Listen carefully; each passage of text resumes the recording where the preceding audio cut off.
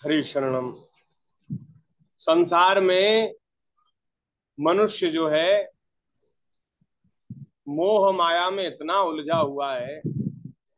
मृत्यु सर पे नाच रही है। मृत्यु सर पे नाच रही है। हर एक मनुष्य जानता है, सब जानते हैं कि हमें एक दिन मरना है। और वो मृत्यु कब आ जाए इसका कोई ठिकाना नहीं। ये ज्ञान सबको है कि मृत्यु आएगी, और मृत्यु कब आ जाएगी इसका भी कोई भरोसा नहीं, कोई ठिकाना नहीं।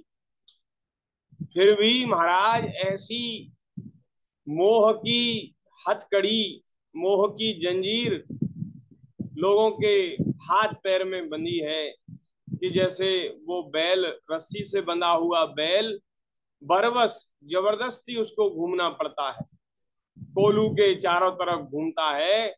ऐसे ही मोह माया की हथकड़ियों में, जंजीरों में जकड़े हुए हम सब लोग, सब जानते हुए समझते हुए भी संसार के इन प्रपंचों में उलझे हुए।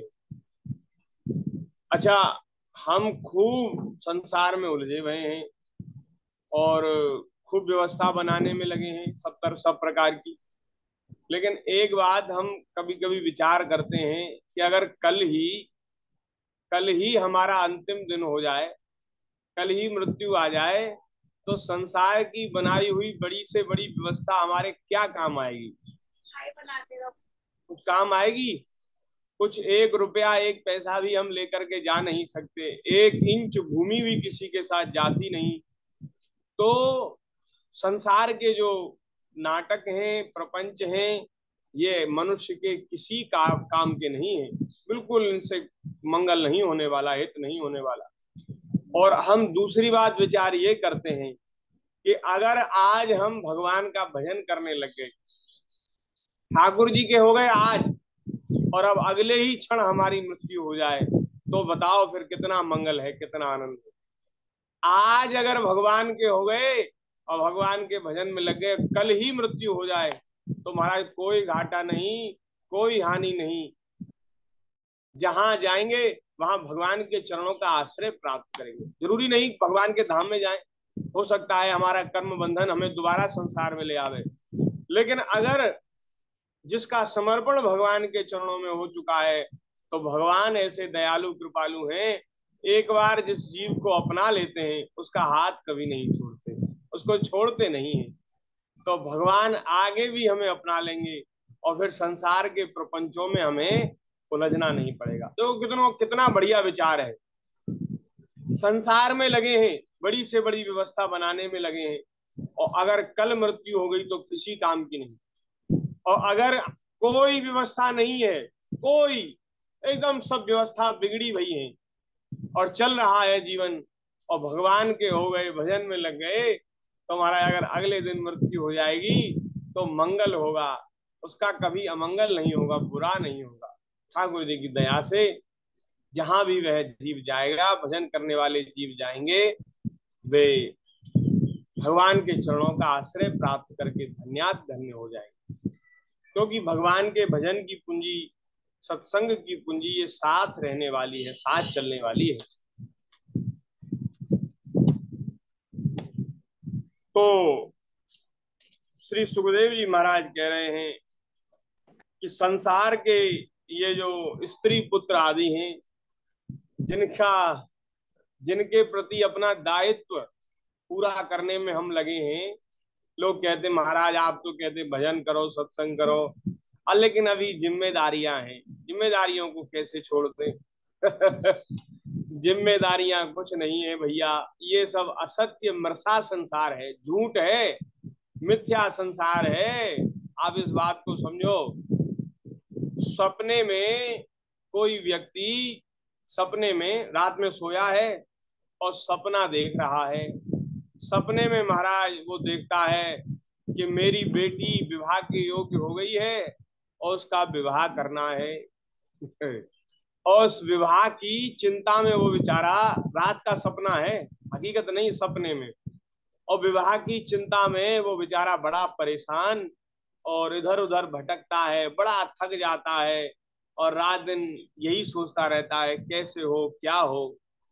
और महाराज इतने में उसकी आंख खुल जाए, उसकी आंख खुल जाए तो बताओ, उसको आंख खुलने के बाद इस बात की चिंता होगी कि मेरे, अरे थोड़ी देर और सोते रहते तो मैं, मेरी बेटी का ब्याह हो जाता। थोड़ी देर सोते रहते तो मेरी बेटी का ब्याह हो जाता, बेटी का ब्याह अधूरा रह गया, क्या करें कहाँ जाएं भगवान, आपने तो बड़ा बुरा बुरा कर दिया, मेरी बेटी बिना ब्याहे रह गई। अब वो अगर ऐसा कहता है तो लोग कहेंगे अरे तू बिल्कुल पागल है, मूर्ख है, अरे जो सपना देख रहा था वो तो झूठा है, उसमें तो ना तो तेरी कोई बेटी है और ना कोई बेटा है, ना उसका ब्याह करना है। लोग कहेंगे तो झूठ था, वो तो सपना था। अब महाराज ये बात तो हमारी समझ में आती है, लेकिन ये संसार भी स्वप्न है, सपना ही है, ये सपना देख रहे हैं, हम सब सोए हुए हैं और सपना देख रहे हैं। हमारी एक पत्नी है, उसके दो तीन बच्चे हैं, उनका ब्याह नहीं हुआ, शादी नहीं हुई, पढ़ाई लिखाई कर रहे हैं, उनका शादी ब्याह करना है। जैसे ही आंख खुली सारा भ्रम दूर हो जाता है, सपना टूट जाता है, कोई जिम्मेदारी कोई दायित्व नहीं रह जाता। तो आंख बंद करके रखो तो खूब चिंता करते रहो। चिंता करने से क्या होगा? अच्छा, चिंता करने से वैसे भी कुछ नहीं होता। जब जो कार्य होना होता है वो कार्य तभी होता है। हमारे और आपके चिंता करने से, हमारे और आपके चलाने से संसार नहीं चल रहा, इसको चलाने वाली सत्ता कोई और ही है। हम सब लोग तो जैसे कठपुतली, कठपुतली वो रस्सी में बंधी होती है और उसका जो सूत्रधार है वो पर्दे के पीछे से कठपुतली को नचाता है। ऐसे ही हम सब लोग नाच रहे हैं, सूत्रधार तो कोई और ही है। वो जिस प्रकार से जैसा करना चाहेगा वैसा होगा। हमारे चिंता करने से, हमारे बहुत सोचने से होता क्या है, होगा क्या? भगवान का जो विधान है उसके अनुसार ही सारे कार्य होंगे। और ये दूसरी बात, और पहली बात ये है कि संसार सब झूठा है। अच्छा, बहुत जिम्मेदारियां हैं आपकी, और कल आंख मूंद जाए तो, आंख बंद हो जाए फिर क्या होगा? फिर जिम्मेदारी कैसे पूरी होंगी? कौन करेगा जिम्मेदारी पूरी? भैया फिर भी सब जिम्मेदारी अधूरी, आधी अधूरी रह जाएंगी, तो छोड़ना पड़ेगा। ये तो लाचारी है, मजबूरी है। और अगर छोड़ दिया जाए, विवेक पूर्वक छोड़ दिया जाए, समझदारी पूर्वक छोड़ दिया जाए, तो ये बुद्धिमानी है, ये समझदारी है। तो श्री सुखदेव जी महाराज कह रहे हैं, हे परीक्षित, ये संसार असत्य है, असत्य है, झूठा है, मिथ्या है। लेकिन हम लोग, संसार के लोग, हमारे जैसे लोग, सुखदेव जी अपने लिए नहीं कह रहे, हम कह रहे हैं, हम लोग ऐसे उलझे भये हैं संसार में कि रात दिन लोग मर रहे हैं, रात दिन लोग हमें छोड़ करके जा रहे हैं, मर रहे हैं, दुनिया मर रही है। कहीं कोई घटना घट गई, कहीं कोई घटना घट गई, कहीं महाराज कोई हादसा हो गया, कहीं कोई हादसा, महाराज रात दिन लोग मर रहे हैं, रात दिन लोग जन्म ले रहे, रात दिन लोग मर रहे हैं। तो उन लोगों को मरते हुए भी हम नहीं चेतते। अरे किसी ने किसी को मरते हुए ना देखा हो तो बेचारा वो ना समझ पावे, वो ना समझ बना रहे, तब तो कोई बात नहीं, समझ में आता है कि भाई इसने किसी को मरते हुए नहीं देखा। लेकिन हम तो जब से जन्म लिया है तब से ही लोगों को मरते देख रहे हैं ना, जब से याद समारी है तब से ही लोगों को मरते देख रहे हैं, कभी कोई मर गया, कभी कोई मर गया। और ये लोगों की शोक सभा में हम लोग क्यों जाते हैं? शोक सभा में जाने का विधान इसीलिए बनाया है कि कोई ये ना कहे कि भाई हमने तो किसी को मरते ही नहीं देखा, इसलिए शोक सभा में जाना अनिवार्य है। कोई कहीं नातेदारी रिश्तेदारी में गुजर जाए तो ब्याह शादी में भले ही ना जा पाओ, लेकिन उसके लिए एक दिन शोक करने जरूर जाना चाहिए, क्योंकि पता तो चले लोग मरते भी हैं, बड़े बूढ़े थे अथवा जवान थे, जवान भी मरते हैं, बड़े बूढ़े भी मरते हैं, छोटे छोटे बालक भी मरते हैं, सब लोग मरते हैं। संसार का ऐसा ये नाटक है कि यहाँ हमारा कोई मृत्यु से अछूता नहीं। कोई ये चाहे ये कहे अरे हमारी आयु तो 30 वर्ष भई है, 35 वर्ष है, हम थोड़ी ना मरेंगे, 60-70 साल के बाद मरते हैं। तो क्या छोटे छोटे बच्चों को नहीं मरते देखा? एक एक साल के, दो दो साल के बच्चे भी मर जाते हैं, जवान लोग मर जाते हैं, बूढ़े लोग मर जाते हैं, मरते हुए देख रहे हैं। लेकिन देखो भगवान की माया कैसी बलवान है, फिर भी मनुष्य चेतता नहीं। नहीं तो ऐसा मन में आना चाहिए, अरे ये सब नाटक जो हम बना रहे हैं, सब ये व्यवस्थाएं बने, ये व्यवस्था तो सब भंग हो जाएंगी, इन सबको तो छोड़ के जाना पड़ेगा, ये सब नाटक यहीं धरा रह जाएगा। अरे भैया, जिस कार्य के लिए आए हैं वो कार्य हमें करना चाहिए। किस कार्य के लिए आए हैं?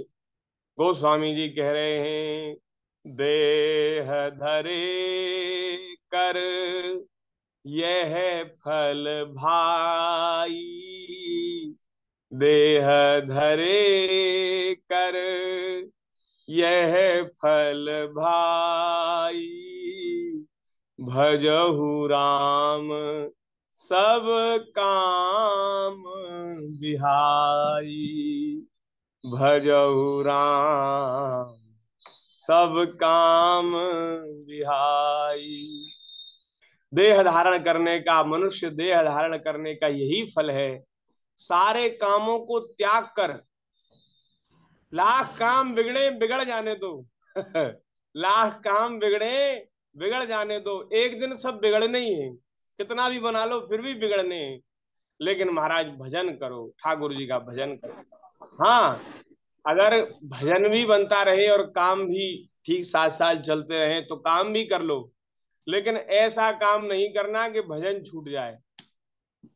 अगर भजन छूटता है तो वो काम छूट जाए, काम लाख काम जल जाए, नष्ट हो जाए, आग लगे सब कामों में, लेकिन भजन बनना चाहिए, भजन छूटना नहीं चाहिए, क्योंकि देह धारण करने का यही फल है। अरे ये जो काम हम कर रहे हैं ना, ये तो करते ही आए हैं, कितनी योनियां हमने, कितनी कितनी बार हमने जन्म लिए, 84 लाख योनियों का चक्कर काट के आए, एक एक बार नहीं, 100 100 बार, हजार हजार बार उन 84 लाख योनियों में गए। यही तो सब किया हमने, अपने बालक बच्चों को पाला पोसा, कहीं चिड़िया थे तो कहीं घोंसला बनाया, कहीं जंगली जानवर थे तो कहीं अपनी म्याद बनाई, वो अपनी गुफा बनाई रहने के लिए, यही सब तो किया, घर मकान तो उन उन जन्मों में भी बनाया। आपने देखी है चिड़िया कितना परिश्रम करती है अपना घोंसला बनाने में, हम लोग भी तो वही कर रहे हैं, सारा जीवन घर मकान बनाने में लगा देते हैं, सारा जीवन अपने बालक बच्चों को पढ़ाने लिखाने योग्य बनाने में लगा देते। अरे बालक बच्चों का पालन पोषण तो पशु पक्षी भी करते हैं, एक एक कुतिया एक एक बार में 8 8 10 10 बच्चों को पाल लेती है, एक एक कुतिया के बच्चे होते हैं 8 8, वो हमारा एक साथ उन बच्चों को दूध पिलाती है और बच्चों को पाल देती। हमने ऐसा क्या काम कर दिया जो 2 3 बच्चों को पालने में हमने जीवन अपना जीवन नष्ट कर दिया, बताओ। इसीलिए आए थे तो क्या मनुष्य जीवन का लाभ लिया? पशु पक्षी भी वही कर रहे, कितने बार हमने वही किया। अब की बार भैया भगवान का भजन करो, भजन करने के लिए शरीर मिला है, अगर भजन नहीं किया तो पछताना पड़ेगा, बहुत हानि हो जाएगी। और संसार के काम बिगड़े तो बिगड़ जाने दो, क्या हानि है? कोई हानि नहीं, संसार के लाख काम बिगड़ जाएं तो बिगड़ जाने दो। क्यों? क्योंकि शंकर जी कह रहे तो सब मिथ्या है, झूठ है, कर लिए तो भी झूठ है और नहीं किए तो भी मृषा है, मिथ्या है। कोई आपसे ये नहीं कहेगा कि भाई तुम तो काम अधूरे छोड़े आए, तुमको दोबारा जाना पड़ेगा कोई नहीं कहेगा, वहां जाने के बाद कोई नहीं कहेगा तुम्हारे काम अधूरे रह गए, क्योंकि सब मिथ्या संसार है। उमा कहूं मैं अनुभव अपना, सत हरि भजन जगत सब सपना। उमा कहूं मैं अनुभव अपना, सत हरि भजन जगत सब सपना, जगत सब सपना। हे पार्वती, कैलाश पर्वत पर मैं हजारों युगों से बैठा हूं, हजारों युग बीत गए, संसार को देख रहा हूं, ये मेरी आंखों के सामने सब घटनाएं घट रही हैं। मैं कोई आजकल का नहीं हूं, मैं बहुत पुराना हूं, आदि अनादि हूं। और मैं जब से मैं देख रहा हूं, जब से मैं यहाँ बैठा हूं तब से देख रहा हूं, संसार सब मिथ्या है, असत्य है। संसार सब मिथ्या है, असत्य है, इसमें अगर कुछ सत्य है तो ठाकुर जी का भजन, सत्संग, भगवान का जो नाम लिया गया, भजन किया गया, स्मरण किया गया, वो तो है सत्य, बाकी सब संसार झूठा, सब मिथ्या। सत हरि भजन जगत सब सपना। अरे भैया, हमारी बात भले ही मत मानो, हमारा अनुभव भले ही मत मानो, लेकिन शंकर जी कह रहे हैं, शंकर जी अपना अनुभव बता रहे हैं। शंकर जी की तो मानो, वे तो बहुत पुराने महापुरुष हैं, संसार को देख रहे हैं। हमें तो हमें तो ज्यादा अनुभव नहीं है। वैसे एक बात है, हम लोग भी पहली बार जन्म लेकर के नहीं आए, अनेकों जन्म बीत गए हमारे। लेकिन अगर हम थोड़ा सावधानी से विचार करें तो हमें भी अपने पुराने जन्मों की याद हो आती कि हाँ, कभी बने होंगे। कभी गधा घोड़ा बने होंगे, कभी सुकर कुकर बने होंगे, कभी स्वर्ग लोक में भी गए होंगे, कभी नरक में भी गए होंगे, सब जगह गए होंगे। ऐसा ऐसा लगता है। सत्संग से जब भ्रम दूर हो जाता है तो फिर सब बात सत्य सी मालूम होने लगती है। तो ये जो चौपाई है ना गोस्वामी जी की, देह धरे कर यह फल भाई, भजहु राम सब काम बिहाई। तो तो एक हंसी की बात आपको बता मैं कि ठाकुर जी की दया से हमें बहुत साल पहले, लगभग 12 साल पहले, रामचरितमानस जी का सबसे पहली बार पाठ करने का सौभाग्य मिला।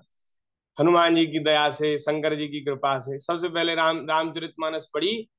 तो ये जो चौपाई है बड़ी अच्छी लगी मन को। देह दरे कर यह फल भाई, भजो राम सब काम बिहाई। तो और कोई संसार का काम तो हमसे होता नहीं, पहले से भी नहीं होता, आलसी आदमी है। तो ये बात हमने पकड़ ली कि सारे काम बिगड़े बिगड़ जाने दो, कोई बात नहीं। अगर भजन में लग गए तो सब सुधर जाएगा, अगर भजन में लग गए सब सुधर जाएगा। और इन कामों को बनाते बनाते ही रह गए ना, भजन नहीं किया तो सब बिगड़ जाएगा, ये बात ध्यान रख लो। सब बिगड़ जाएगा, कुछ हाथ नहीं लगेगा, हाथ मल मल के पछताना पड़ेगा। तो ये बात ठाकुर जी की दया से मन में आई कि भाई ये तो बड़ी बढ़िया बात है, सारे काम बिगड़े बिगड़ जाने दो और भगवान का भजन करो। अच्छा, ये बात अच्छी तो लगी, लेकिन भजन तो ना तब हुआ ना अब होता है। बात समझ में आई, लेकिन भजन नहीं होता।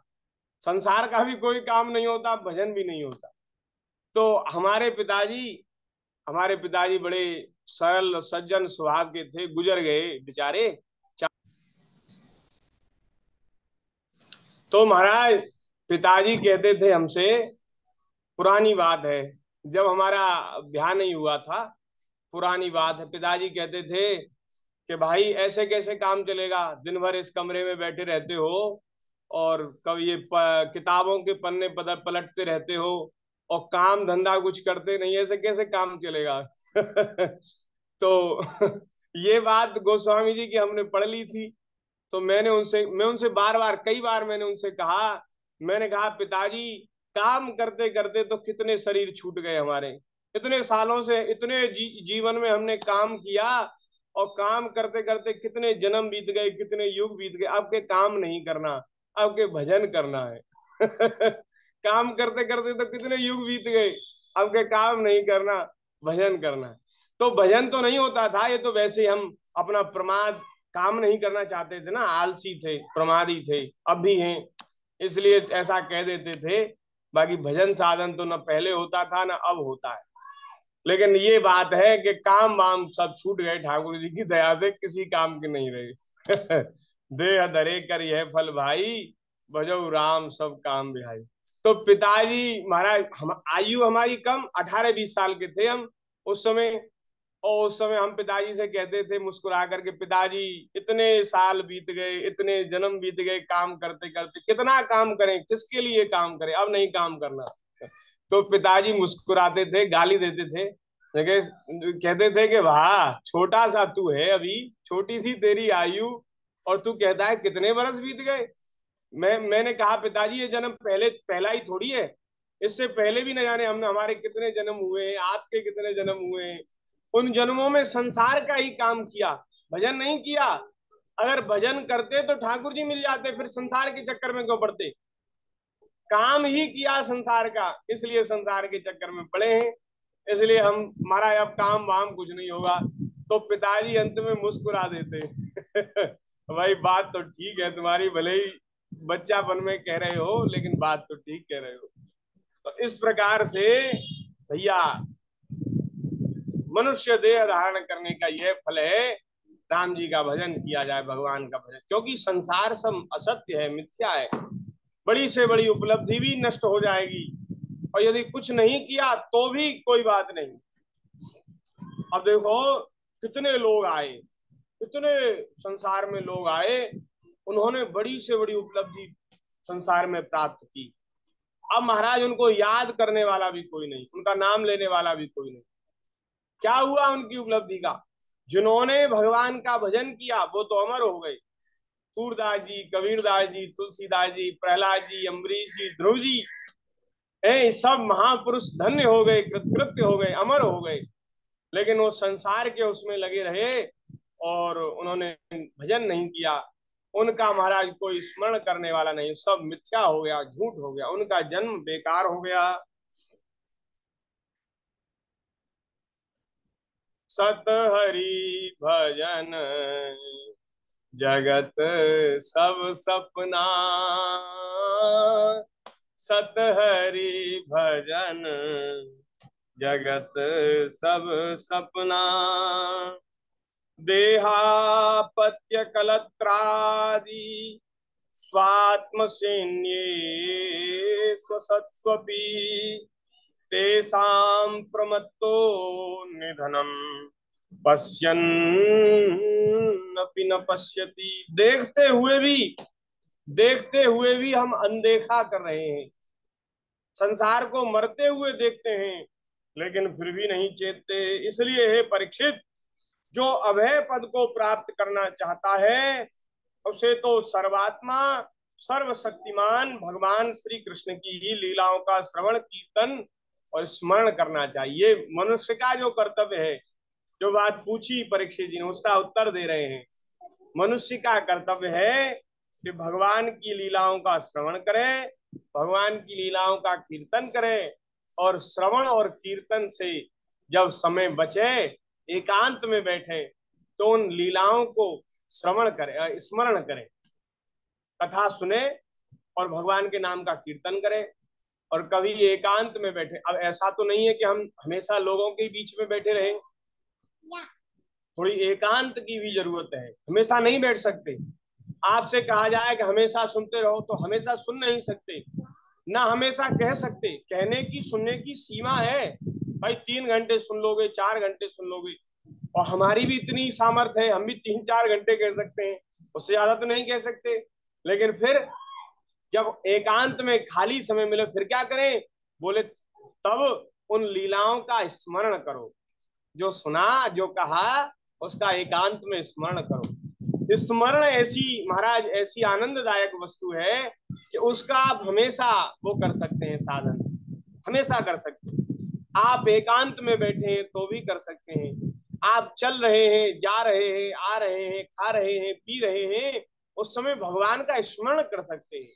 स्मरण करने में कभी कोई बंदिश नहीं है। आप अपने सैया पर लेटे हैं, पलंग पर लेटे हैं, तो लेटे लेटे भी भगवान की लीलाओं का, भगवान के गुणों का स्मरण कर सकते हैं। और महाराज स्मरण में जो सुख है, आहा क्या कहना।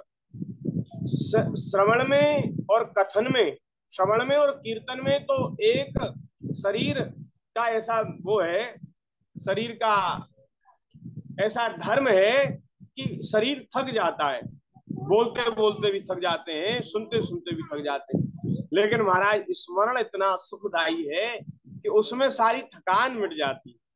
आप थोड़ी देर भी भगवान का स्मरण कभी एकांत में लेटते हुए, बैठते हुए, उठते हुए कर लो तो महाराज उस समय जो आनंद आता है, वाह क्या कहना। तो भगवान, और अच्छा स्मरण तभी होगा, ध्यान से सुने, स्मरण तभी होगा जब आप ठीक से सुनेंगे, ठीक से सुनेंगे और भगवान की चर्चा करेंगे वाणी से, तब भगवान की दया से धीरे धीरे स्मरण होने लगेगा। अगर ठीक से सुनेंगे नहीं तो स्मरण काय का करेंगे? स्मरण नहीं हो सकता।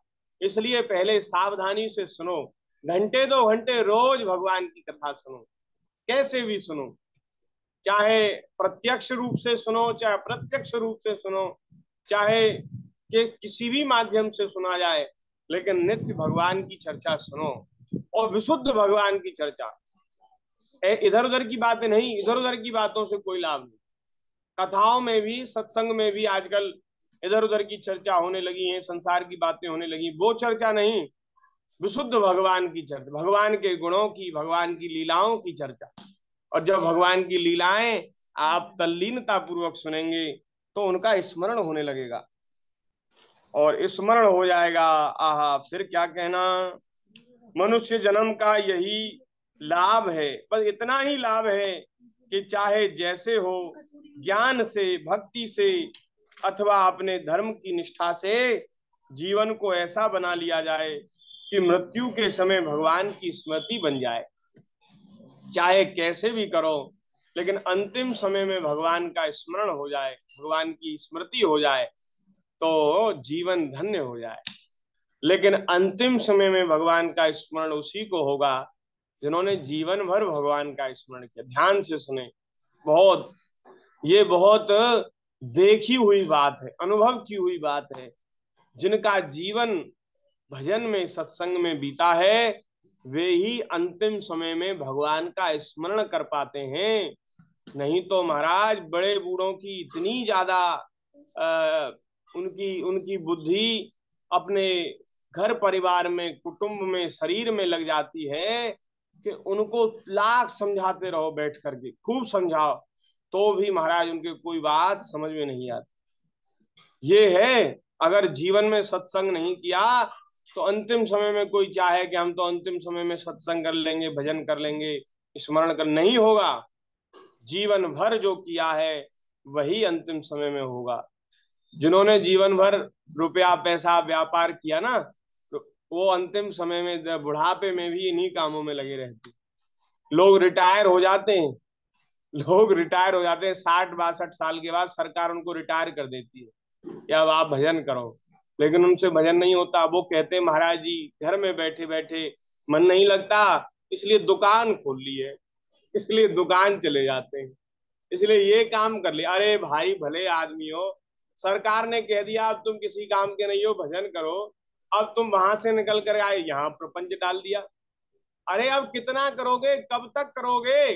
करने की कोई सीमा है? नहीं है। कभी महाराज वो नहीं होगा कि कमाते कमाते कोई तृप्त हो जाए। अब अंतिम समय में भगवान का स्मरण करो, भजन करो, लेकिन नहीं होता।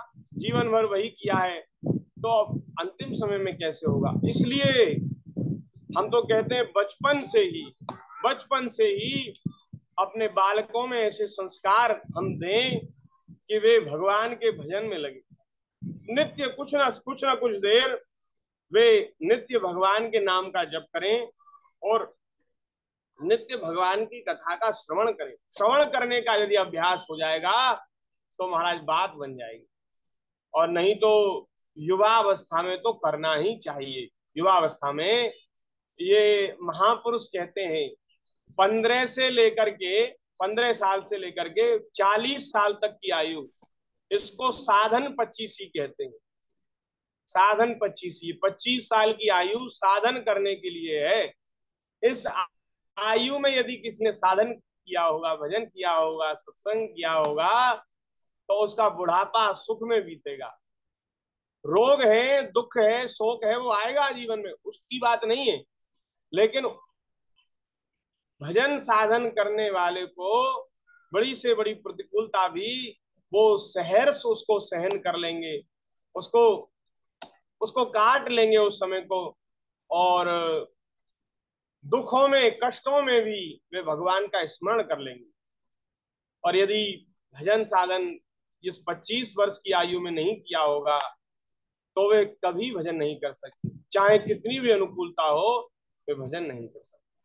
इसलिए सुखदेव जी तो कह रहे हैं अंतिम समय में भगवान का स्मरण हो जाए।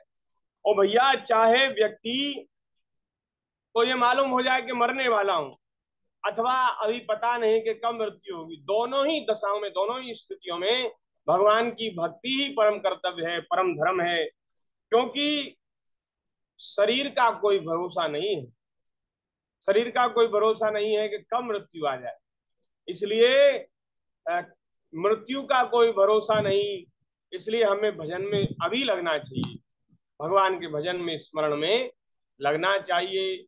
और ये जो 7 दिन है ना, परीक्षित जी को 7वें दिन मरना था, हम सब लोग भी 7 दिन में ही मरेंगे। सोमवार से लेकर के रविवार तक 7 ही दिन होते हैं, कोई 8वां दिन नहीं होता। ये 7 दिन ही हमारे लिए भी किसी ना किसी दिन में हम भी मरेंगे। अंतिम, हाँ, जब हमारा दिन होगा तो इन 7 दिनों में से ही कोई दिन होगा, और वो दिन कब आएगा इसका कोई पता नहीं, इसलिए भगवान के भजन में लगना चाहिए। एतावान सांख्य योगाभ्याम स्वधर्म परिनिष्ठया जन्म लाभ परम पर पुंसाम अंते नारायण स्मृति। अंत में भगवान नारायण का स्मरण हो जाए, यही मनुष्य का परम कर्तव्य है, परम धर्म है।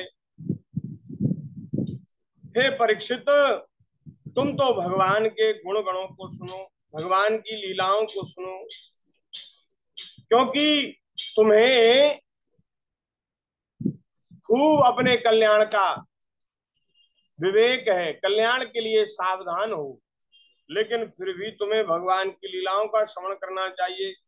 क्योंकि देखो, जो विधि निषेध की मर्यादा को लांघ चुके हैं, जो विधि निषेध से ऊपर उठ गए हैं, जो साधन करते करते सिद्ध हो गए हैं, ऐसे महापुरुष जो सदैव अपने स्वरूप में स्थित रहते हैं, वे ऋषि मुनि भी भगवान के कल्याण में गुण गणों के वर्णन में रमे रहते हैं।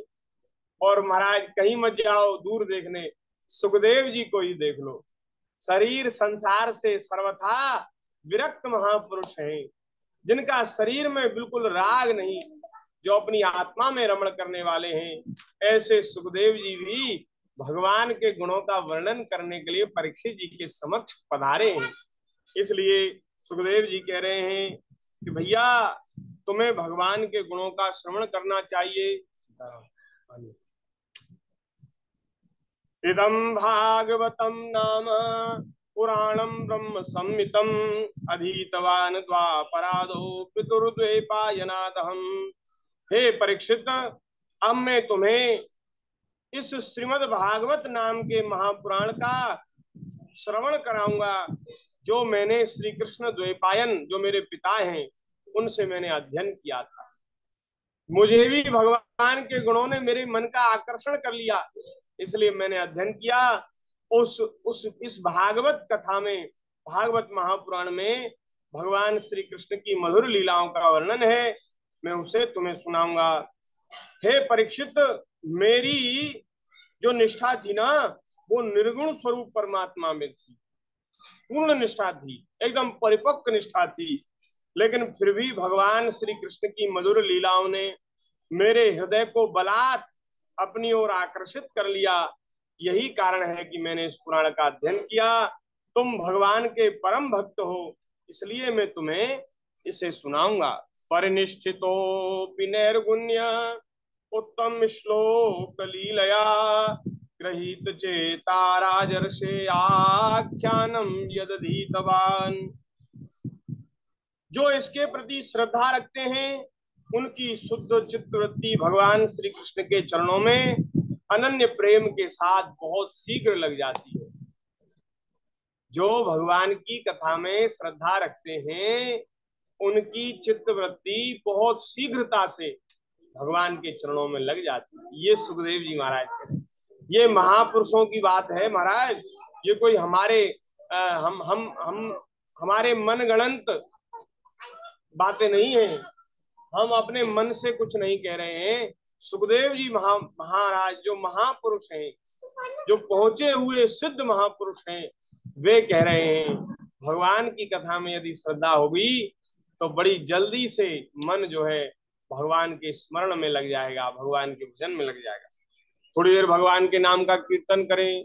श्री राम जय राम, श्री राम जय राम, जय जय राम। श्री राम जय राम, जय जय राम, श्री राम जय राम जय जय राम। श्री राम जय राम जय जय राम। श्री राम जय राम जय जय राम। श्री राम जय राम जय जय राम। श्री जय राम जय जय राम। ओ सियापति रामचंद्र जय। श्री वृंदावन बिहारी लाल की जय। एक बड़ी सुंदर बात यहाँ श्री सुखदेव जी कह रहे हैं। देखो परीक्षित, संसार में तीन प्रकार के लोग हैं। एक तो है विषयी, एक है साधक और एक है सिद्ध। तीन प्रकार के जो प्राणी हैं, मनुष्य हैं, उन तीनों ही प्रकार के मनुष्यों को सब प्रकार की सिद्धि देने वाली भगवान की कथा है। भगवान के नामों का कीर्तन और भगवान की कथा का श्रवण उनकी सब प्रकार की मनोरथों को पूर्ण करने वाला, ये बात यहाँ कह रहे हैं। केवल भगवान के चरणों में भक्ति होगी ये तो इसका परम फल है ही, लेकिन महाराज संसार की सब बातें भी पूरी हो जाती। इसीलिए तो आजकल बहुत भागवत जी की कथाएं होती हैं, लोग नाना प्रकार के मनोरथों से और भगवान की कथा सुनते हैं, भगवान के गुणों का श्रवण करते हैं, भगवान के नाम का संकीर्तन करते हैं। क्योंकि गोस्वामी जी ने कहा, यही कलिकाल न साधन दूजा, जोग यज्ञ जप तप व्रत पूजा, राम ही सुमिरिय गाई राम ही, संतत सुनिय राम गुणग्राम। इस कलयुग में और कोई साधन बनेगा नहीं, क्योंकि ये युग ही ऐसा है। यहाँ देश काल परिस्थिति इतनी विचित्र हो गई है, प्रतिकूल हो गई है कि अब दूसरा कोई साधन होगा नहीं।